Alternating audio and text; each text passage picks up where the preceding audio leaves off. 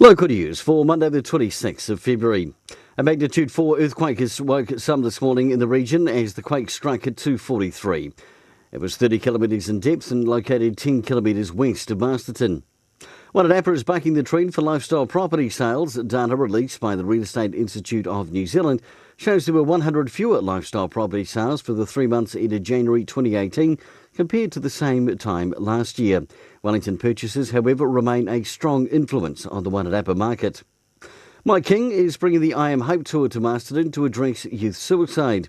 Mike's free public talk will take place on the 19th of March, and as part of the 4-week campaign, King and 7 others will raise awareness, encourage openness to listen to without judgment when others come seeking help.